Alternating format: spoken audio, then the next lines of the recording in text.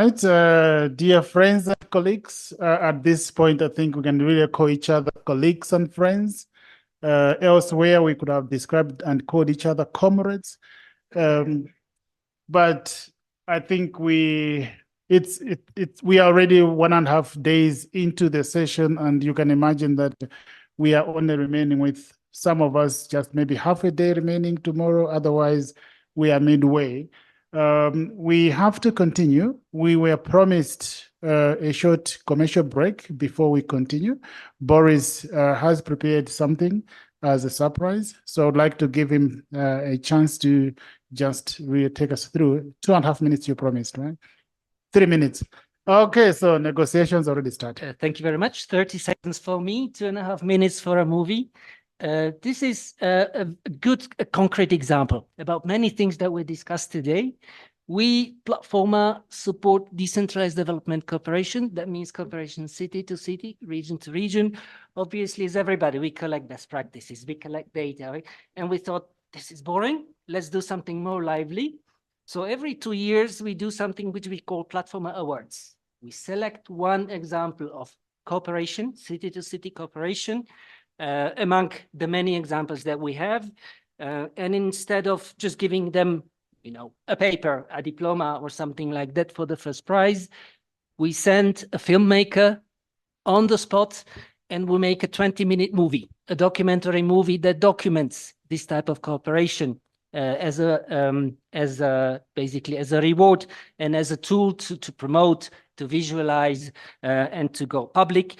And I suggest to you to see a 2-minute trailer for the 20-minute movie so that you can have an idea what we are working on, what the movie is about, and you can easily find it on our YouTube channel.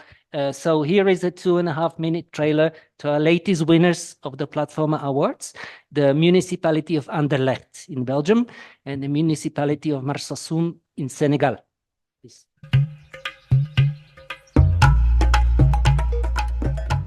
Marsassoum, c'est une petite ville, pas plus de 15 000 habitants. La localité a été choisie pour différentes raisons et aussi, il faut bien dire, par le dynamisme de ces nids.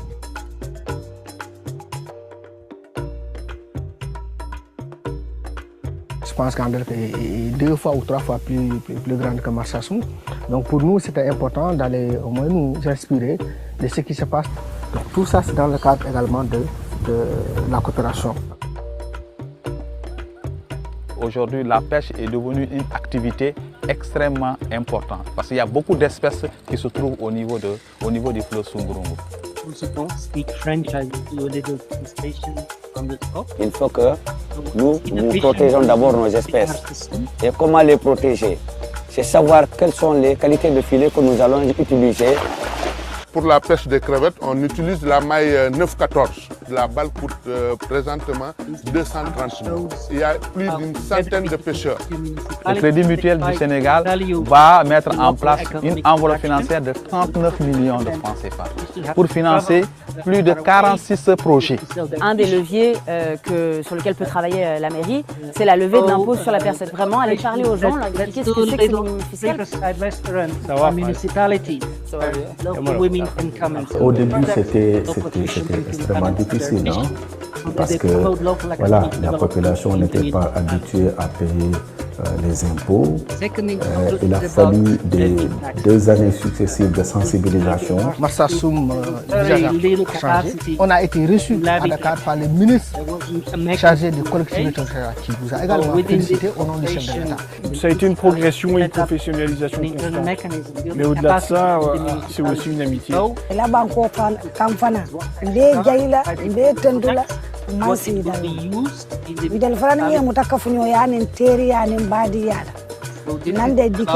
Raising local revenue for the municipality.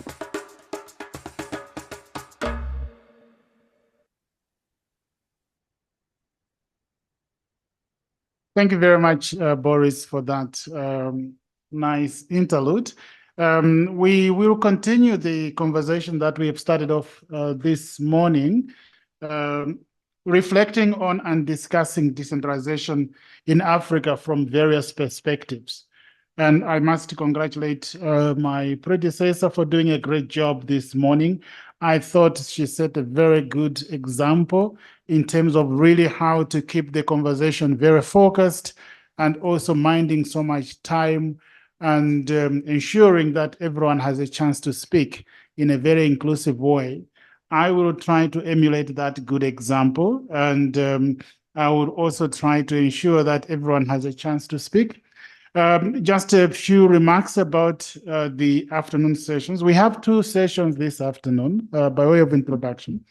The first part is indeed a direct continuation of the previous session, where we continue to look at decentralization from federal perspectives and from unitary perspectives. And this afternoon, we will be looking at decentralization in a context that is different from Francophone, different from federal context.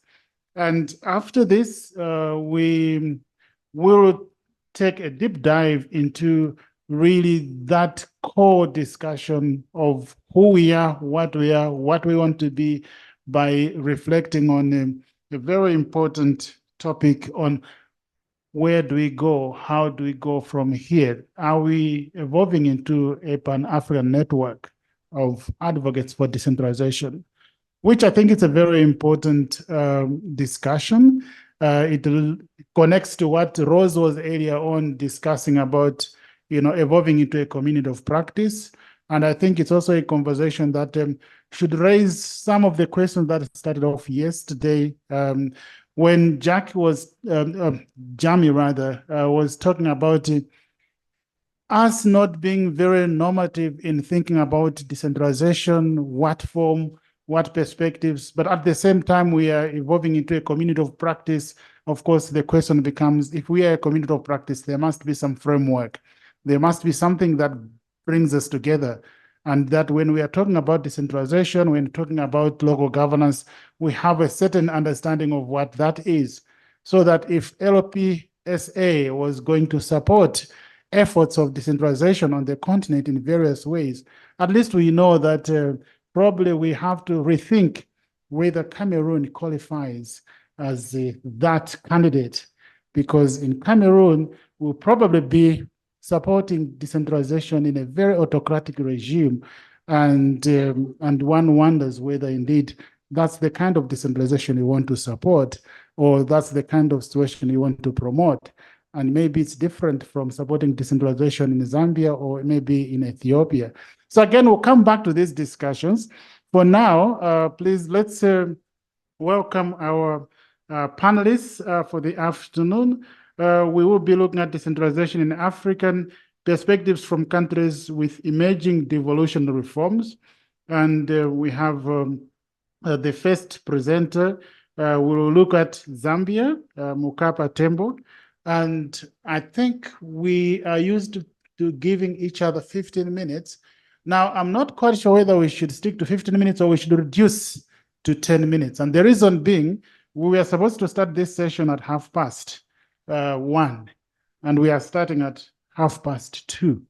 And we still want to finish by 5 because there's a big promise of what happens after that, that you don't want to delay by a minute. So I need guidance. Can I, please, I would like to suggest that we try 12 minutes. And if you can do less than that, you get an award. Thank you very much.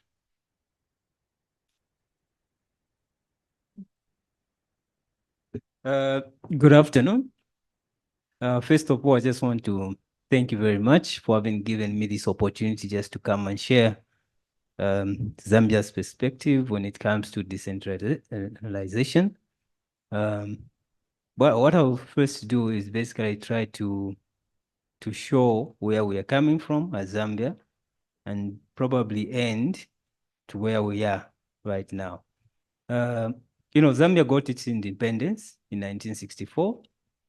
And upon getting our independence, the first thing that the president, by then, the late Kenneth Kaunda, thought of doing was that he wanted to ensure that, there was proper service delivery to the people in Zambia, knowing that, during colonialization, only urban areas had certain services which were being delivered to them. And in rural areas, service delivery was so poor. And at the same time, he wanted to ensure that there was some aspect of public participation when it came to local governance and development issues. Of course, in so doing, he actually came up with the 1965 Local Government Act. When you look at that Local Government Act, it's actually one of the best acts that really supported devolution in the Zambian perspective. Because one of the features of it, and usually it excites me when I talk about it, it actually provided a section on asymmetry of powers, or let me say differentiation, meaning that each during the process of devolution, each and every local authority or probably area or urban area or district area was actually given tasks or functions according to their capacity to do so. So other areas where the capacity wasn't all that, they were given certain functions. So differentiation actually really helped us as a nation by then. However, 1971 came in. There was probably a threat in Kaunda's stay in power.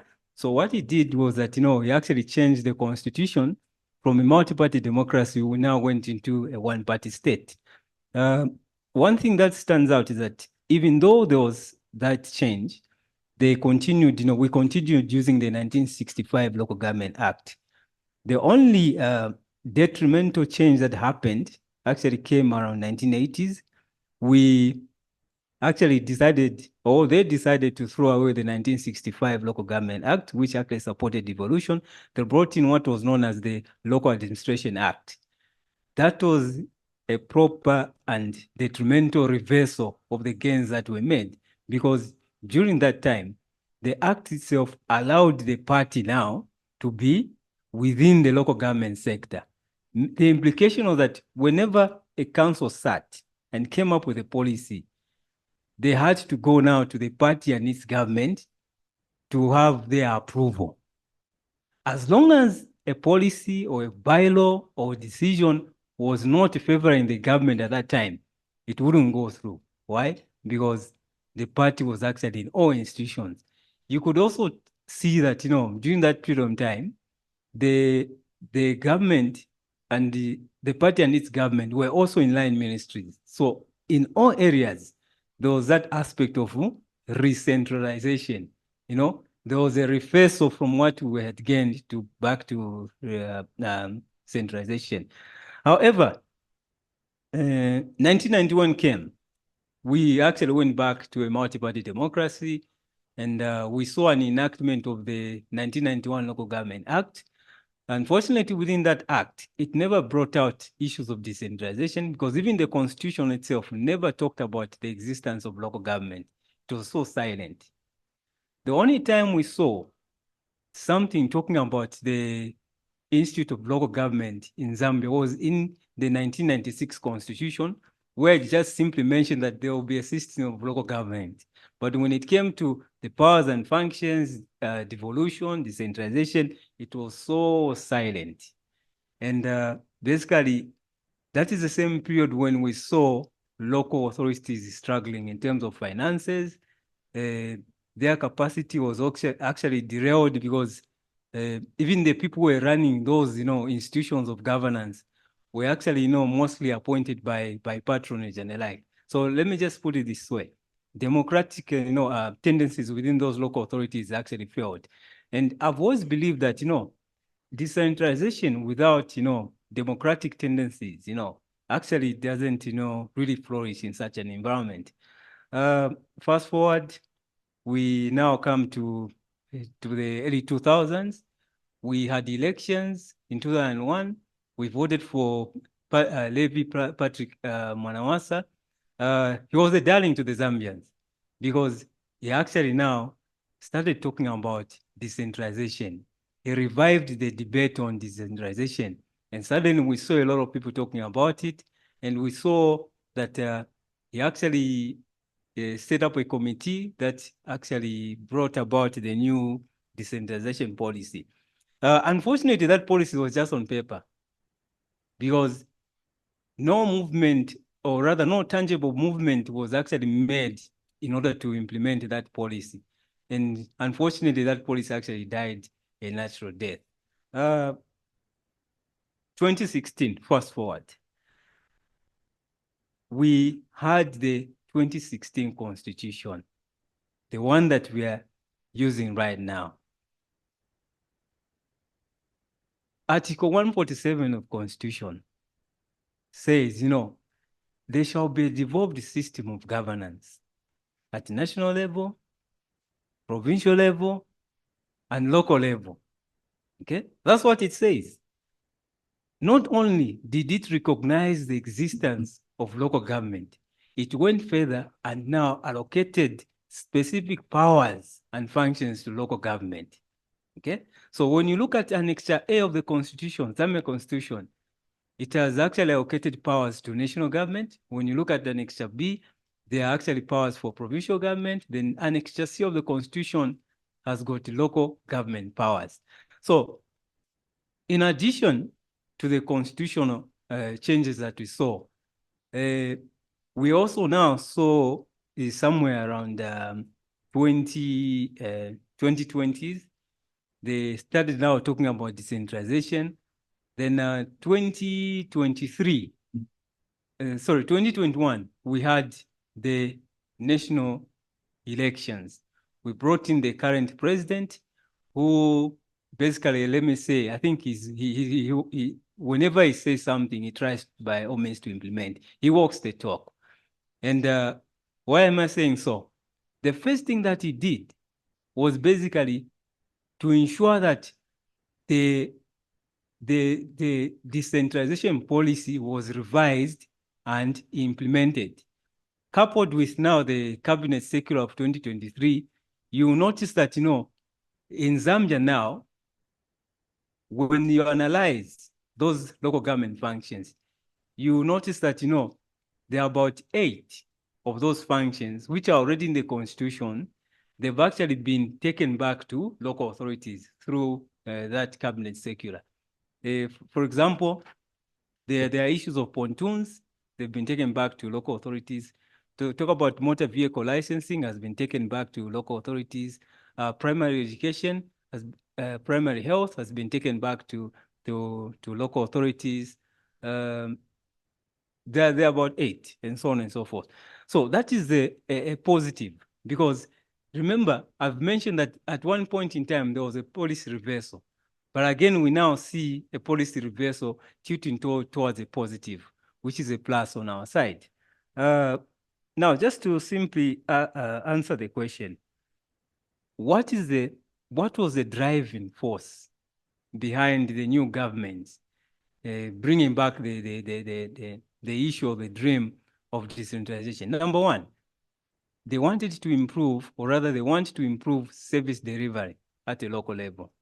Then number two, they want also to ensure that, there is a local participation in local governance and developmental issues, because they understand that, without citizens' participation at this level, at the end of the day, devolution cannot happen, cannot be implemented effectively. And at the same time, they really understand that, whenever your citizens within a country are not being given that proper service delivery, at the end of the day, development cannot be seen. Politically also, they know that, when services are not efficiently provided, they might end up losing a vote. That's what I think at the end of the day. Now, of course, we have relaunched decentralization. We have come up with a strategy. Okay, we've taken back all those 8 functions, some of the functions, about 8 of them, to local authorities. But the question is, are the local authorities currently capable of providing effective service delivery? Are they capable of ensuring that, local democracy is promoted? Are they capable of ensuring that, the aspect of local economic development is achieved at the end of the day? Those are the questions that we must answer at the end of the day. However, without certain things being put in place, decentralization in Zambia will prove to be a challenge at the end of the day. So in essence, what I'm saying is that, look, we need to see a number of things that can happen in order to help those local institutions achieve what the government is trying to do. Number one, we need to see some form of capacity development, advocacy for capacity development. And when I talk about capacity development, I want to look at it at two angles. There's the supply side, okay, which is actually the local authorities themselves, council officials and those administrative officials. That is the administrative, the supply side, because they are the ones who provide services to locals. And there's also what is known as the demand side, the locals themselves, the ones who want the service to be provided to them. So we need to ensure that, the technical ability of the implementers who are actors, it must be improved at the end of the day.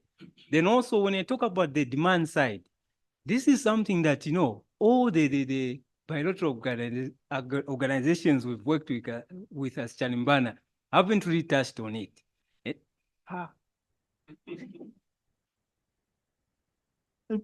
May you conclude? Yeah. So all the organizations, World Bank, GIZ, I've worked with them. But there's one area that they've not really touched, the issue of social accountability. You see, when I am able to move to a local authority and ask a question as why a certain service is not being provided, they will actually work on it to be provided, because I'm asking a question. So now, a combination of a structured way of doing it, WDCs being given the power to go and put to task local authorities and so on and forth, that mechanism is going to help. Because number one, you can even come up with what are known as the social contracts. They sign social contracts, of which their accountability will be based on such. Okay. What else can I talk about? We also need to see... you would have to conclude completely. Yeah. Yeah, I've got a long story in my... Thank you so much. We have 1.5 days coming up. I would like to thank you. There's a reason why I'm a bit strict. I have been warned that if I don't manage my session, I have to be the one buying the beers tonight. Okay, yeah.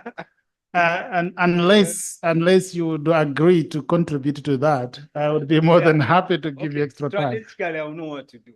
As questions come in, Thank you. We will have a bit more time during the plenary. We can come back to these issues. It's a very exciting story you tell about Zambia, which really shows the role of leadership, among other things. Colleagues, I would like us not to have any questions for clarifications. I want us to move to the next presenter, who has been eagerly waiting online, and to give Freddie a chance to give us a view on decentralization in Africa from a civil society perspective. Freddie, the floor is yours. And you also have 12 minutes. And unfortunately for you, you really have no choice, because I can't even trust you can transfer money now for me to buy the beers here. Okay, just give me a second. Can you see my screen? Yes, we can. Thank you. So thank you very much. My name is Freddie Sahinguvu. I am currently based in Mali, in Bamako, and I'm working on issues of local accountability governance. I'm managing a consortium of different Dutch organizations working in this area, and we are working in most fragile state places in Mali, the north of Mali, Gao and Menaka, Timbuktu and Mopti, which is in center, and Cebu. I've been here since 21, and before that I was based in The Hague. It's where I met Jamie Bowex, and I was working in different countries in Africa as an expert on inclusive governance in fragile settings. So thank you very much for this opportunity. I may warn you that I am in Mali and we have a huge crisis of electricity and connection, so I'm not sure how long I will last. So if I disappear, you know why it happened. So that's fine, we'll understand. Okay, I will do my best. So thank you very much. I will count my 12 minutes from now, and I can see what's happening. So thank you. So I'm not going to give you a course on decentralization in Mali. Myself, I'm not from Mali, but I work here. So I decided to talk a little bit about the challenges why of decentralization in Mali and the challenges, and zoom in mainly on citizen engagement. That's where the discussion of civil society organization comes in. So, and as you can see, I've been speaking French for a while, so excuse me if I pronounce some words in English in a funny way. So,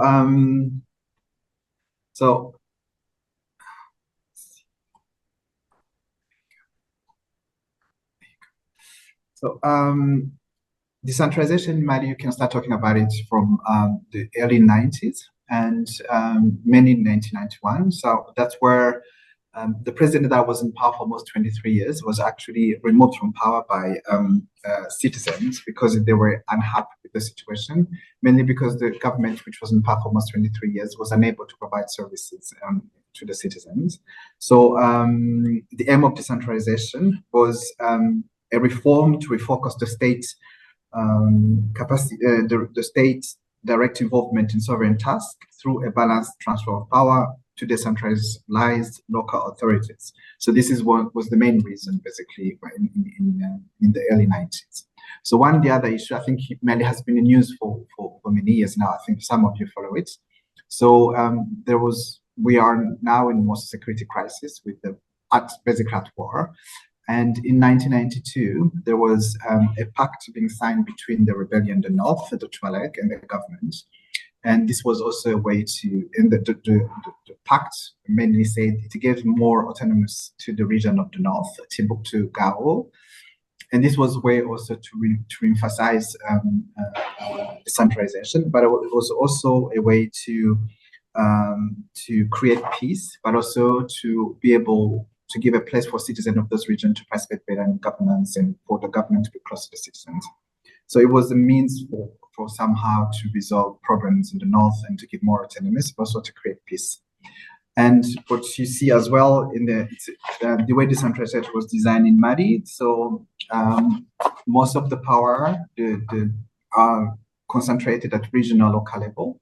And these are places where economic planning is done. Here I'm talking about the 5-year strategic plans, which local government are following to actually give service to citizens, also to allow citizens to participate in budgeting, but also in planning, but also make sure that the bottom-up plannings actually were served from a local perspective. So this was the main reason why, just to keep it short, the reason why, what is the purpose of decentralization in Mali, basically. So the main challenges are summarized around these 4 headings when it comes to decentralization. I'm not going to go through I'm going only to focus on the red one, which is about development of local citizenship. And this is where the role of civil society organization play, the big role of civil society organization is. And for the rest, I think most of the challenges around all these other aspects are similar to many African countries. It's the issue of transfer of power, resources, human resources, but also political struggle between the national and local level. So they are all the same, and issues about physical transfers as well. So I will only focus on development of local citizenship, which is quite interesting when you look at civil society organization perspective in the decentralization process. So in Mali, the last time we had elections at our local level was 2016. So you have to think that from the 90s, there has been few elections, of course. And one of the biggest major progress you can see at local level is that going from a state where there was no multi-party democracy and when there was no local government, the state was centralized, there has been, the citizens have had the time to actually participate and learn how to be more self-confident, civil society organization to play their role, but also to be able to sometimes punish the public authorities for not being able to perform well their task. So this, for them, this is a huge change in terms of how they live their local life and how the local government was working. So this is major progress. Of course, when you put it now in the actual context with the conflict and everything, few things have changed because you have many regions where there is no public authorities and they have moved from region to another.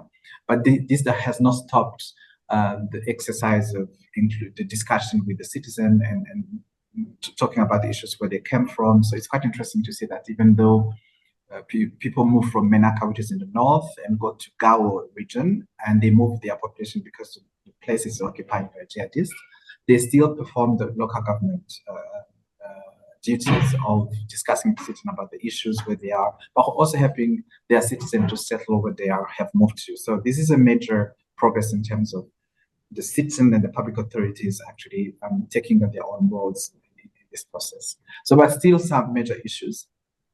Of course, when decentralization came in the 90s, there was a huge sensitization for citizens to participate, and public authorities and local government have been trained. There was radio and journalists being trained to talk about these kind of things, to talk about these topics.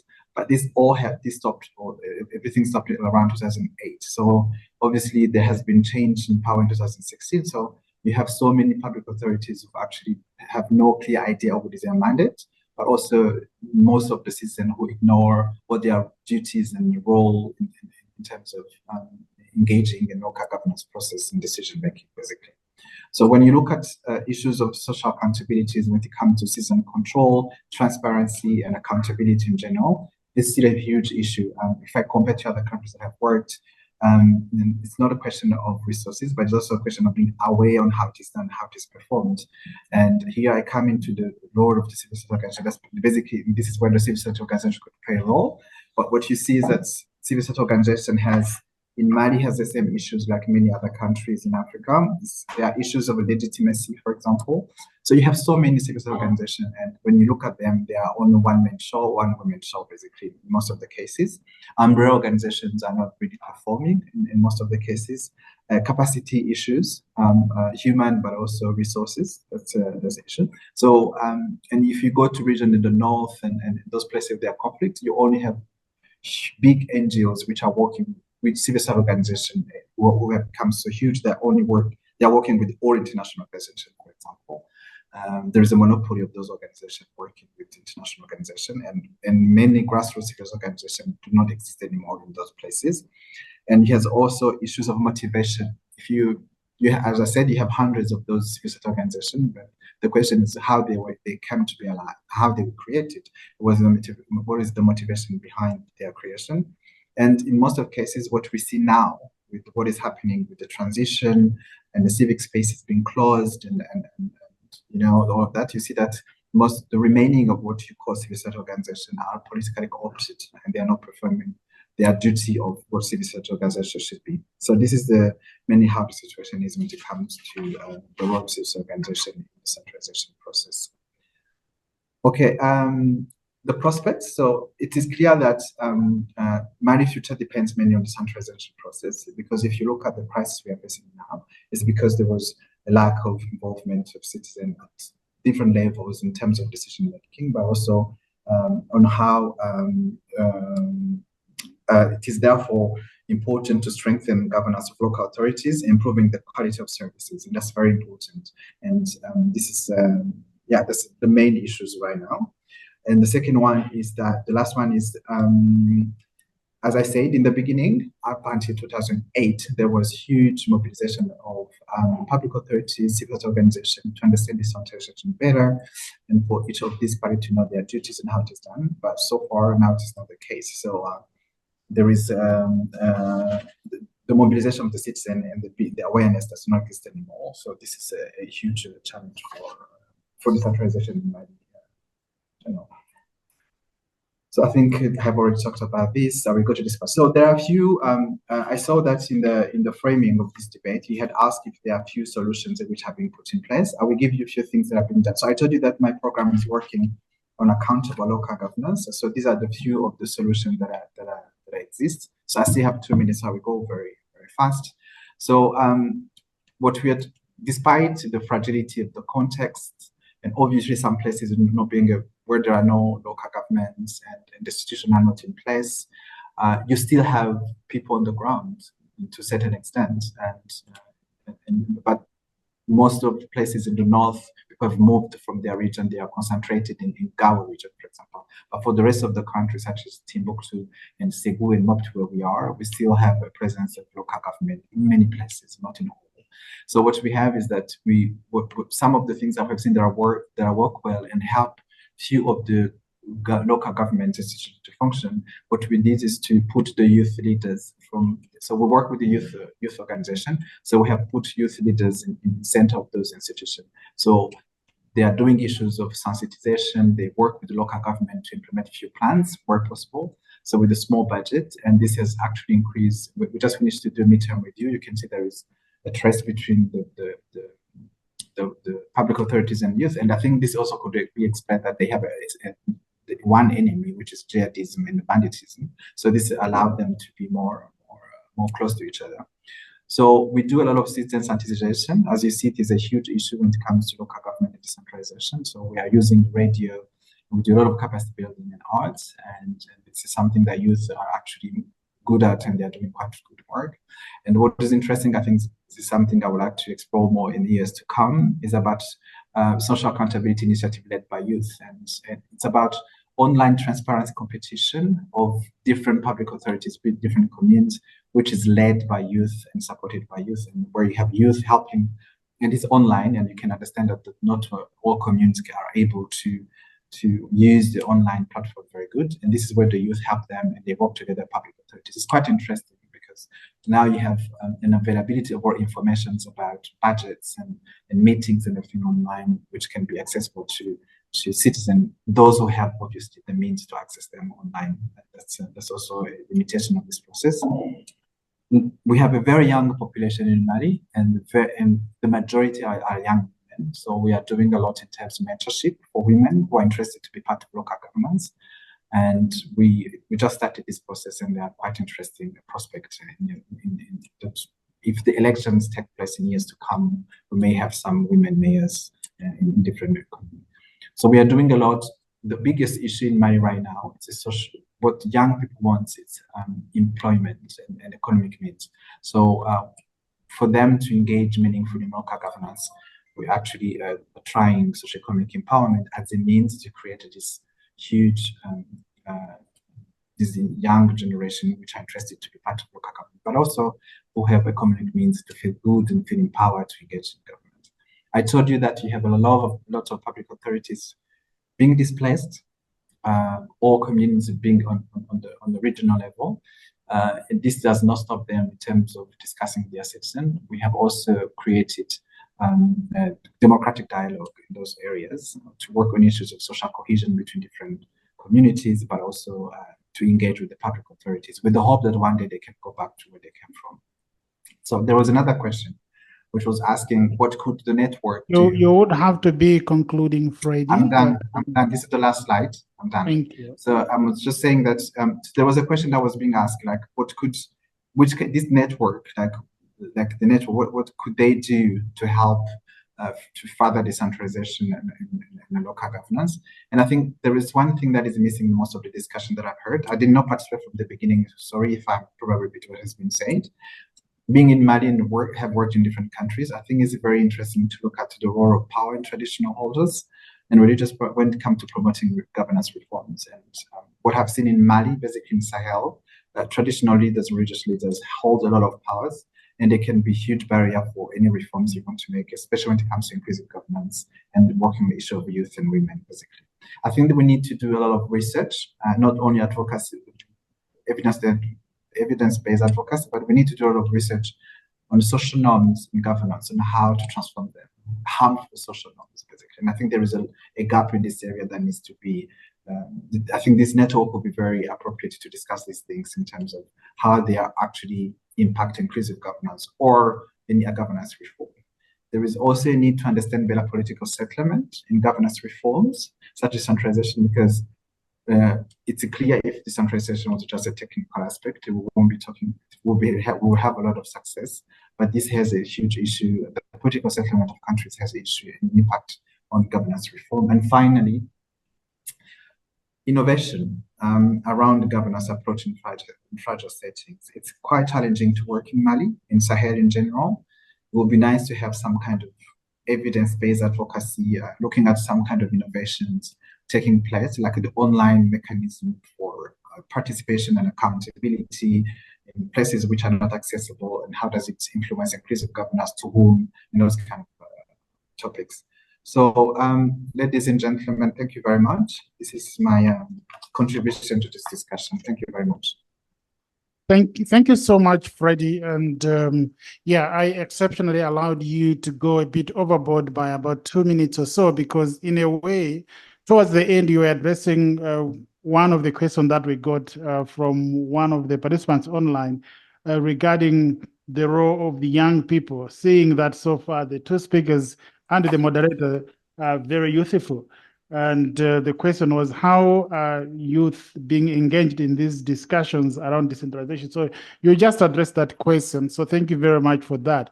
We will move straight to Gertrude to reflect on the perspectives on decentralization, but more from the perspective of the East African Local Government Association. The two speakers have taken away 2 minutes each, so 4 minutes are gone. You probably have far much less than 10 minutes. Thank you so much, Gertrude. Thank you so much, and I hope I can take the punishment well. But it's a pleasure for me to speak for a huge region we're counting now nine member states of the East African community.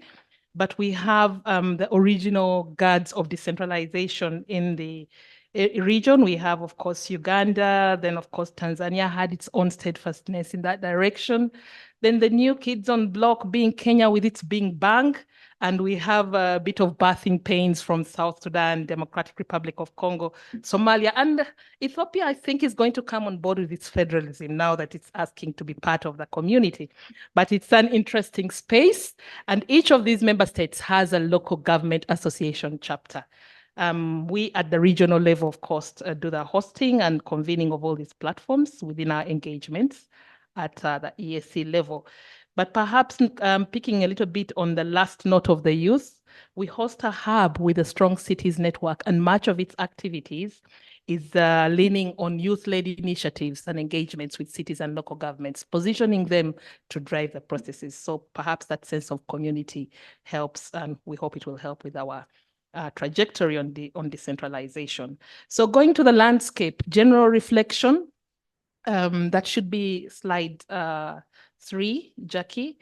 When I look at the whole concept of devolution in East Africa, the real devolution example, the Big Bang, is really Kenya. But I was, of course, sharing my thoughts a little while ago during one of the break sessions with Professor Yap, and I said Kenya's constitution is very interesting because when you read, it's talking about federalism and not devolution per se. So that would be a very interesting mix to see how it continues to grapple with a constitution that automatically shares power between two levels, but again, a sense of control in terms of the practice that we see today. And that helps us to reflect and put a closer lens on how that pans out going forward. Then on this devolution aspect, we see countries like Kenya, Uganda, and even Southern Sudan in its transitional constitution, anchoring devolution in its constitutions. For Uganda, it goes on to say that the parliament will go ahead and make laws that pronounce themselves on the implementation, giving birth to acts like the Local Government Act. My reflections around that is how far has this helped these countries? Because we still see challenges around implementing devolution, in the sense that when you go down to the actual practice, there is still that hand of government in terms of affecting the autonomy of local governments. So where is the enforcement? Where the Constitution is a people's charter. Where is the sense of accountability of the commitments in the Constitution? And that is something we need to continue to interrogate as a community of practice, of thought leaders and advocates for decentralization, if we are to elevate the debate going forward. Then on the other end, you see a sense of delegation, not full devolution, happening in countries like Tanzania, Rwanda, Burundi is coming on board, and Congo. These are really talking about delegation as policies, but we see certain shifts towards attempts for more devolution going in Tanzania. They have a bill drafted. They still need to get it off that shelf and discuss it and make it real. Burundi as well is talking about working on a draft that takes it to the devolution trajectory. And the purpose of looking at devolution away from delegation is they feel that this will lead them to more local development, the development agenda coming in a big way, issues of accountability, and more democracy. Perhaps what I may have skipped, which we know, is that looking at the context and going back to reflect on homegrown solutions, most of the decentralization policies in the region emerged from reforms that were intended to help them recover from conflict, recover from, apart from Kenya and Tanzania, of course, but others had autocratic despot regimes.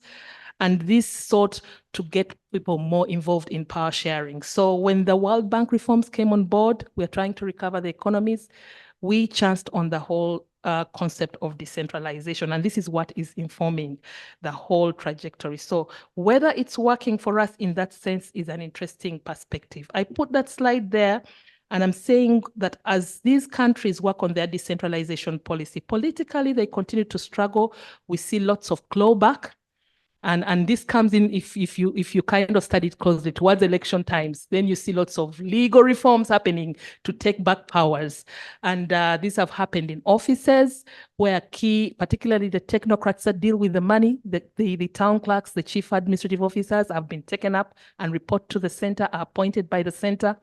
In the case for Uganda. Then Tanzania, of course, there are appointments there, even for some mayors. Burundi, you have appointments of leaders. So there's a big hand of government happening there. But we see a little bit now of flexibility and interest in making use of the decentralization agenda when it comes to the economics. And Nick, perhaps this is where our eye is. We are now talking about local economic development policies. And when you talk this language with governments, they will give you the ear. They will try to see that the interventions that support to make local governments strong institutions of service delivery, because this is what it's about, the resources are kind of garnered in the best way possible they can. And within this whole trajectory of local economic development, of course, comes in the whole stronger lens on fiscal. How do we get the money? Of course, the new trend is talk about on-source revenues. On-source revenues definitely is interesting because it helps, in my own perspective, governments will buy because it helps keep the pressure off the amount of grants going down, saying, okay, we gave you the power and authority, collect your own revenues, but also it promotes the sense of connectivity with community. It is a good idea. But again, I think we should be careful enough because it's not an end in all, because looking at our growing, developing economies, there is not so much you can collect. And there are also challenges, like I know Tanzania has talked about it, even Kenya, where local governments have identified new options of own source, but because they are lucrative, then you see the hand of government coming in to take it on.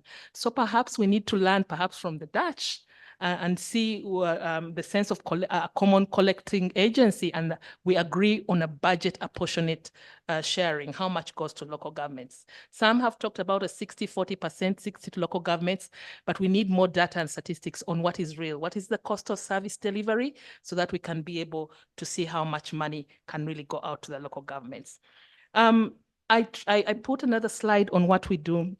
As IALG, of course, we are pitching a reform agenda at regional level where we want to anchor the voice of local governments. And I start on that note to say that equally in the different member states, when you're talking about decentralization, you need a strong institution. And most of them have this separate voice, independent voice of the local government association to make it functional enough to represent and voice as the local governments are going about their day-to-day work, busy building their and delivering services to the people. Somebody should be working with government here on a daily to remind them of their commitments, to remind them of what it means to have a devolved or decentralized system to make it work for the government. Because at the end of the day, even government stands to benefit.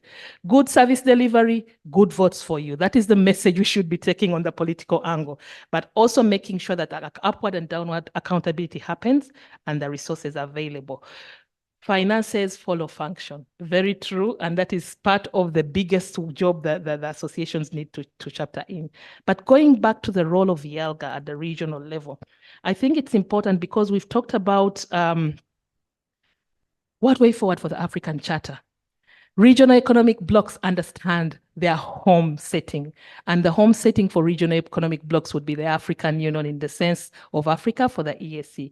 So elevating the debate of decentralization at regional level and anchoring it within the legislative and frameworks like the African Charter remains crucial, because for them that would be the quick connection to what we are talking about, and they should be able to filter it into their organs and discussions as they run the agenda. So we hope that at that point, we should be able to deliver that, to drive the message home, and working with partners like everyone in this room and the whole framework of LPSA is beneficial in terms of keeping the discussion alive. So there are some proposals on thoughts I would like to throw into the room on what needs to be done in order to help this reform agenda go in the direction we need to see as advocates for decentralization, so that we can improve public sector inclusiveness and effectiveness. And I kind of separated it into areas at national level and action for local governments. There are 3 points for national. There could be many, but I thought these were quite critical. We need to make sure that we have engagements with the national level actors, the decision makers, to make sure that their commitments in writing to promote the policies of devolution are real, and they are supported with effective fiscal decentralization and led policies. And fiscal decentralization includes both the grant system and also the own source revenue collection system, making them efficient and functional. Then the bolded one for me is a matter of yesterday. We must start discussing, having a conversation around strengthening intergovernmental relations. It should no longer be the business of local government. That is local government. When you talk to national government, oh, that's the business of local. We should have relationships that are symbiotic of the fact that whatever business is being done, we have the common end goal, the citizen in mind, who belongs to both national and local government. It's just a matter of separation of mandates and sharing, of responsibilities, making it easier on government. But let us have a dedicated mechanism. For now, I see Kenya is giving us a good lead on that, but we need perhaps to continue studying it more, the intergovernmental relations structure and system. I think it would be a practice we can see how it can work across our regions. It's very interesting in that area.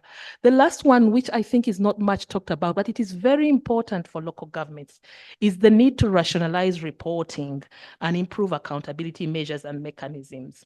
We have the tendency, because of the strong hand of government, we have the tendency to have deconcentrated agencies of government. We have the face of government at local level in different forms. Sometimes the ministries themselves get down there and do business themselves.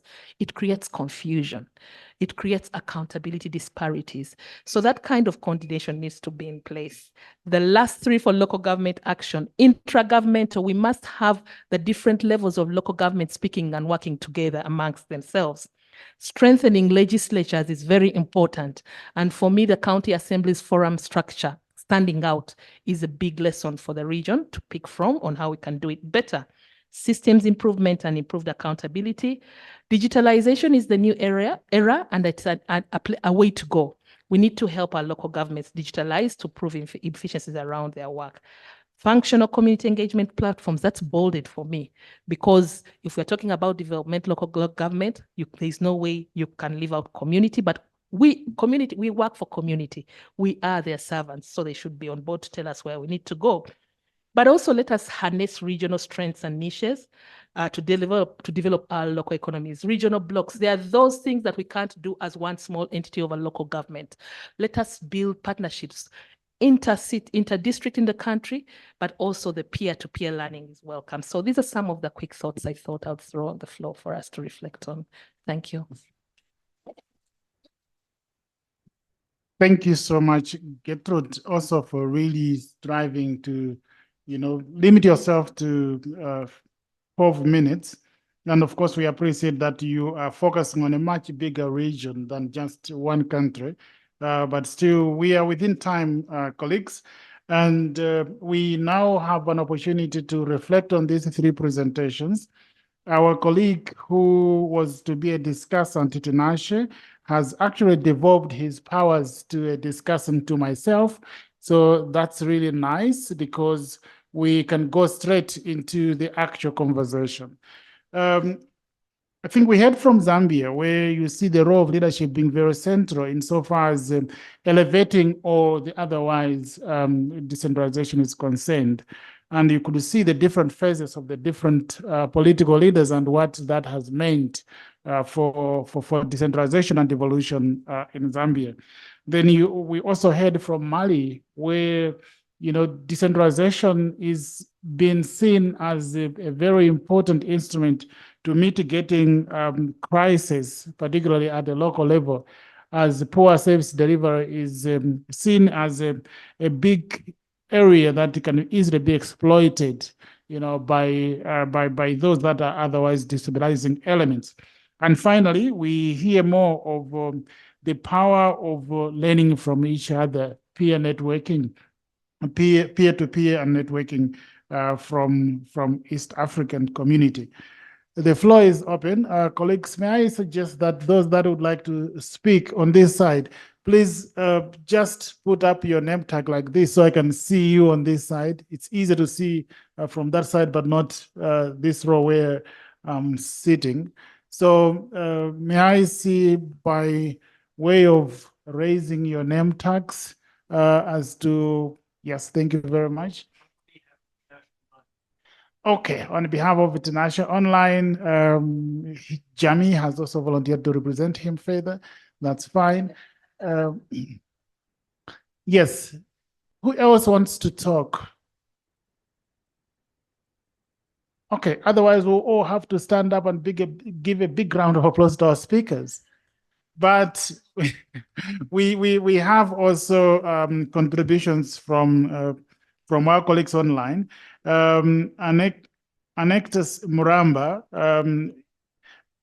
observes that yes, indeed, local participation is very important. Every program or project in the local governments as Zambia experience that enable sustainability of the project because of engaging community from beginning is critical. At the end, community will feel responsible and care for their project. All right. Yes, we have a hand up this side. That's one, and here two from the chair, and then Nicholas. Okay, in that order, colleagues. So it's one there, and we come back here. I think mine was just a comment. First Please. of all, thank you for the very good presentations. I think mine is on the last slide, Rose's slide. If you can just bring it back for one moment. For one moment, just for one moment, technical. Especially on the to-dos for both national and the county or the local governments, subnational governments.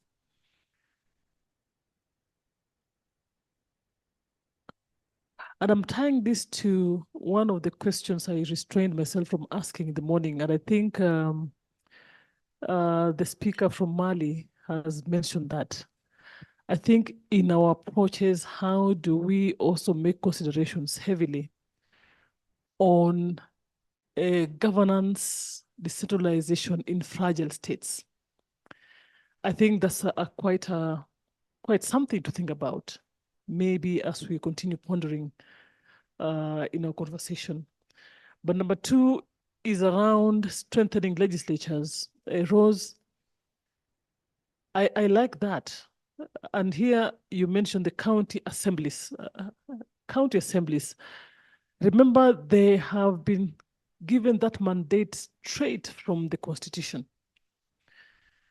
If we have to look at those approaches, remember they have slightly more powers and they can speak more with authority than when you have the local authorities, if I may say, if I may use that.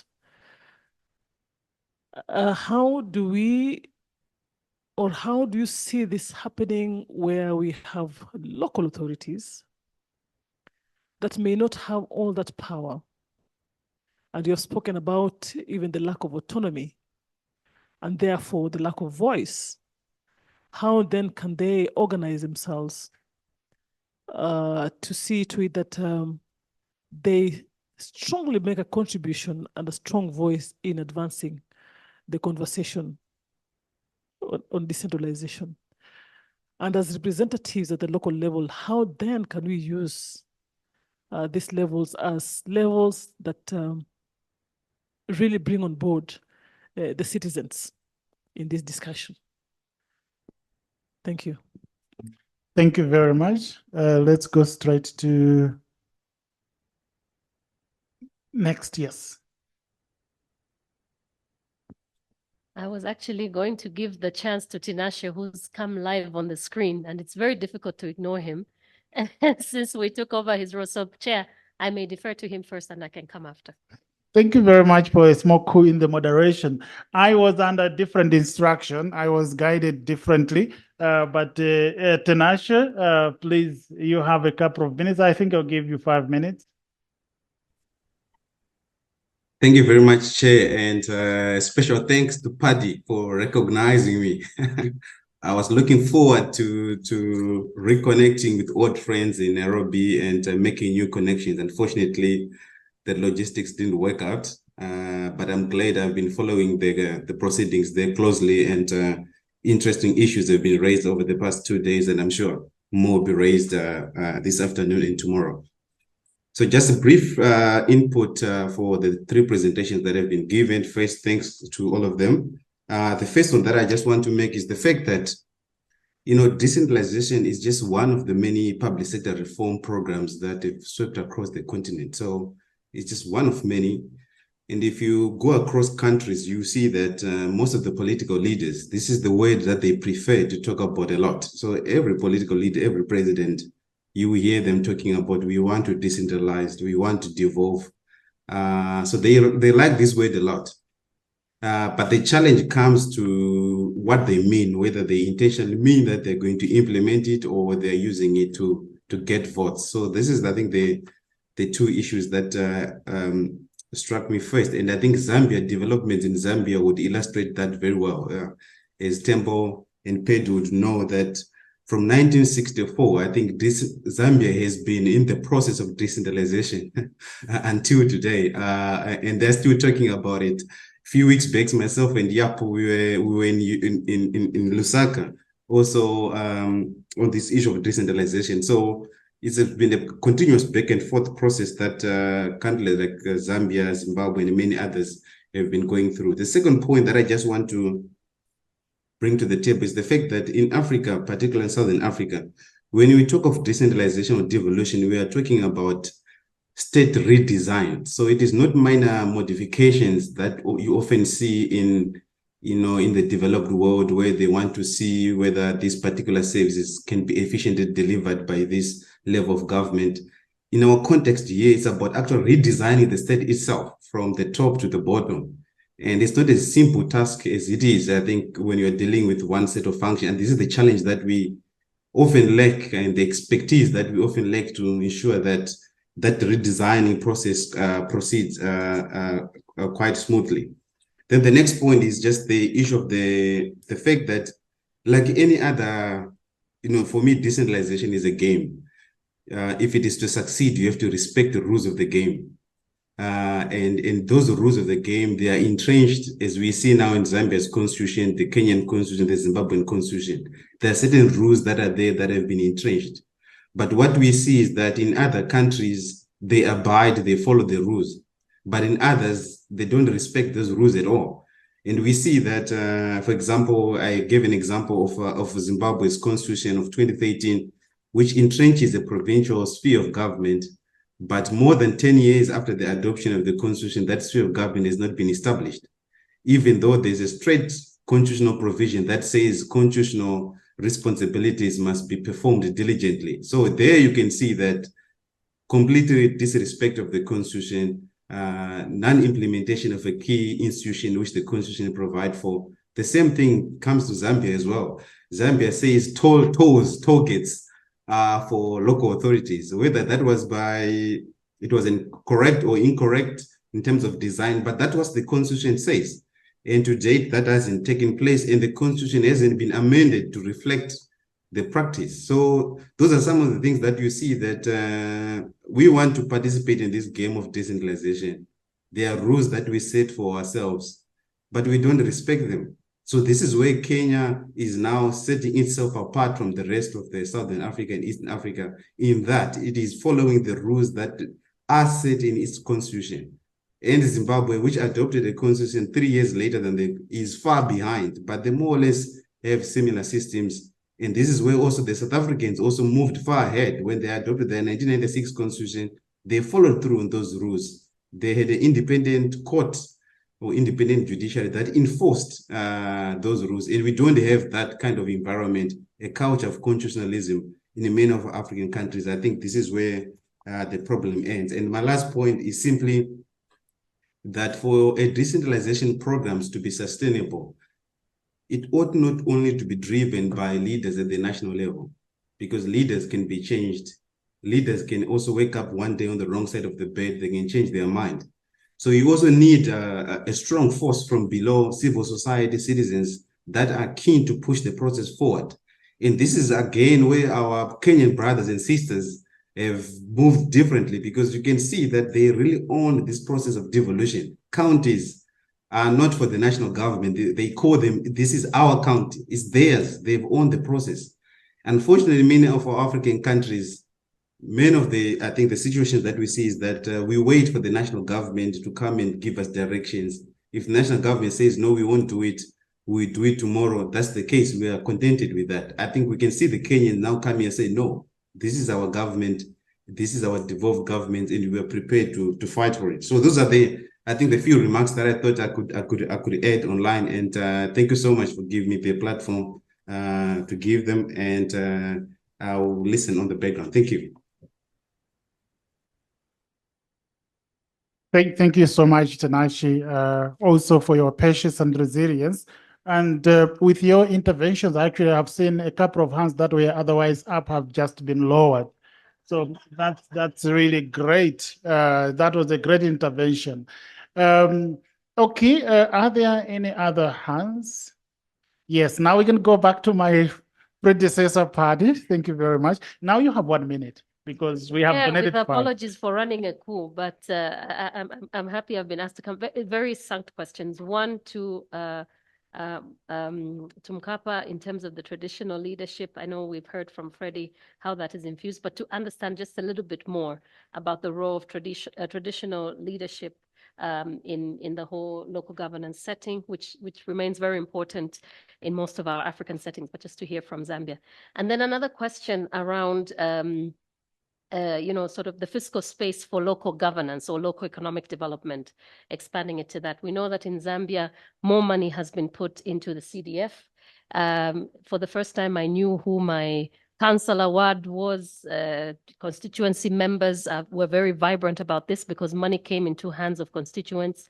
How do you see that interfering how does that work rather with the role of local government, also maybe talking to us a bit about fiscal discipline in this particular space. And then maybe just for my sister Gertrude, I'm really curious, just even hearing from Tinashe and how he shared about, all these different, the difficulties of bringing what the decentralization papers and documents say to reality. And you are dealing with a vast number of countries, different motivations, different bases of where they're going. How do you practically manage with with the variety that's there? And how do you support countries? Is there, in terms of monitoring tools or peer reviews or setting a standard, how do you sort of manage it as an association? I hope I was in a minute. You did. Thank you so much. Did I miss anyone? Okay, maybe before you go back to our panelists, a few observations from our colleagues online. Jamida Namnyanga notes that local governments lose much in terms of time and money for failing to digitalize and embrace technology. What will it take for us to get around this? Are there any benchmarking opportunities? Because that would be the way to go.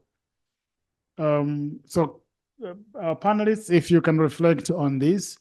As there were no other comments, I would suggest that our panelists, in whichever order, we start off maybe with Gertrude here, a quick reflection and concluding remarks, and then we move on to our Zambian colleague, and then we finish off with our colleague in Mali. And then before we break for coffee, I will give the floor to Jamie for just a couple of minutes to create a transition to the next session. Thank you. If you don't mind, this is Freddie from Mali.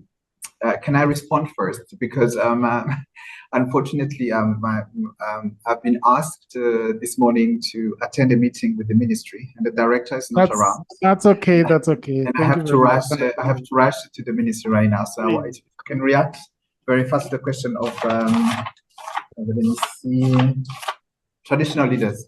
So I can address it very easily. I think in few years ago, I was part of a research which was looking at what are those factors inhibiting inclusive governance in many countries we were working in. So I was on different programs in Somalia, in South Sudan, in Burundi, in Rwanda, and in Mali as well. And then the research took 3 countries, or 4, I think Somalia, Rwanda, and South Sudan. And we were looking at all those elements which are actually barriers for governance reforms, especially when it comes to issues of inclusive governance and changing certain things. And one of the findings was that we forget to look at lines of accountability of certain actors.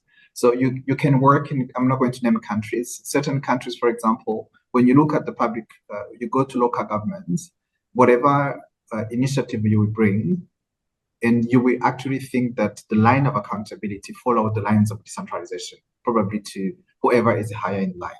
But we find out that most of them were in that country, they were accountable to political parties, for example, members, where they came from. So which means whatever reforms you want to make in that country, as long as you don't understand those lines of accountability, it's not going to work, because this is a force stronger, which can actually support or disapprove whatever initiative you bring in. I've worked in Somalia, for example. What I have seen is that the whole country is designed in terms of, I think, tribes, governs, and whatever initiative you make, if you don't understand the line of power and accountability from those lands, it's not going to be possible. So these are the things also we need to look into in general. In Mali, I think we have, if you look, we have there was a huge advocacy for the law on equity, like the 30% of women in local government, for example. This law has not been able to be implemented fully because obviously we have strong religious leaders and traditional leaders who actually don't understand it or are not in fully of favor it. If we would have managed this expectation, if we would have done a proper power analysis, understood that this could be a potential barrier and found a way to include them, this probably would have different outcome. So to tell you that when I talk about traditional leaders or religious leaders, it's just one example.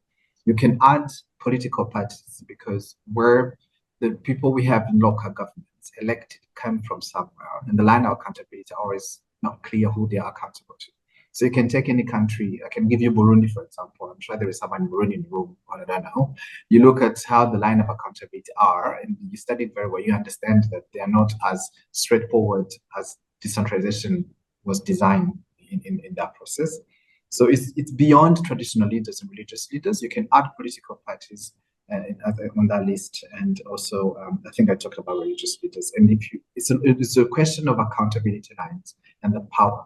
And if you understand that, you understand a lot in terms of whatever reforms we need to make. These are the issues we need to look into. That's why my last comment at the last page, I said we need to invest more in research on social norms, and not gender social norms, but understand these issues and do proper political economy analysis and accept that these are huge factors which could be barrier or enables for our reforms.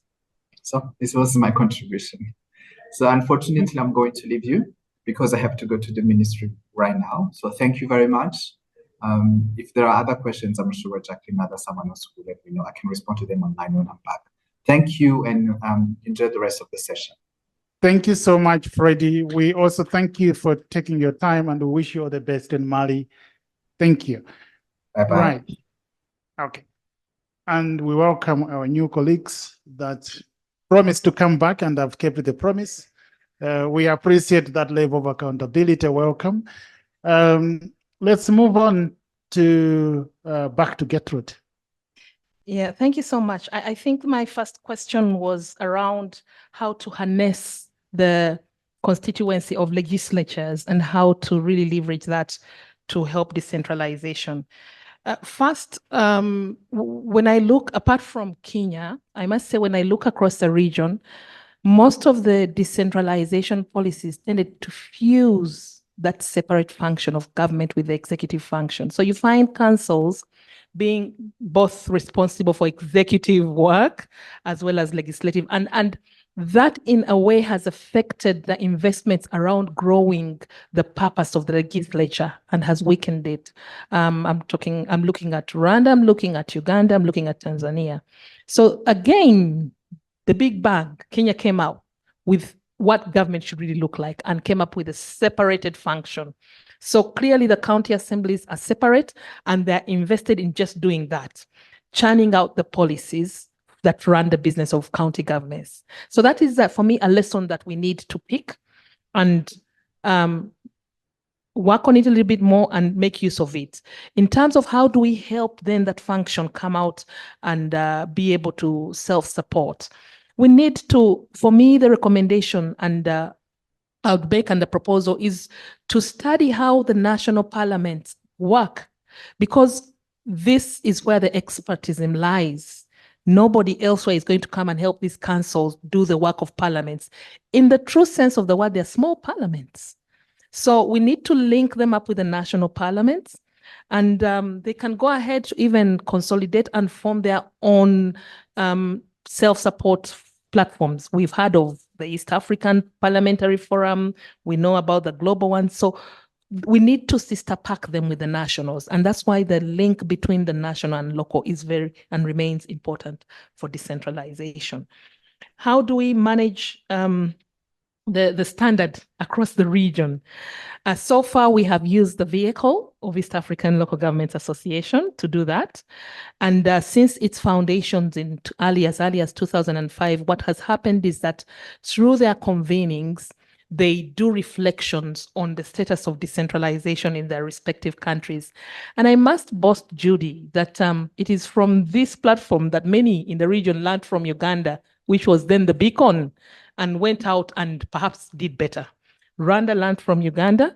Kenya learned from Uganda and came out with its big bang. So in those discussions, which I mentioned earlier are not exclusive of the ministries that are in charge of the policy, we try to talk about where we are and what lessons or good practices we can borrow from each other. But that is an investment that needs to be grown, and perhaps Platforma can work with us in this direction, never know. Those are areas we could grow in terms of peer learning and exchange growth going forward. State redesign, which Tanasha talked about, I wanted to say something about that. But maybe in a very brief, like 30 seconds. I will drop it then and hand it to Mukapa. Thank you. Thank you so much. We need to take a decision, dear colleagues, because we needed also to have a short break for coffee. And I wanted to still give Mukapa a moment to make very final reflections. Although he didn't have a question, he actually had comments. So he had the luxury of even just deferring everything and saying, thank you for your comments, which is great, which I think is what he has decided to do. Thank you so much, Mukapa, for that. Thank you. Colleagues, we will have to break for 15 minutes, not 30, 15 minutes. And when we come back, we will have Jamie just making a couple of introductory remarks for the next session. And the 15 minutes start now. So we are reconvening at 15:45. Thank you.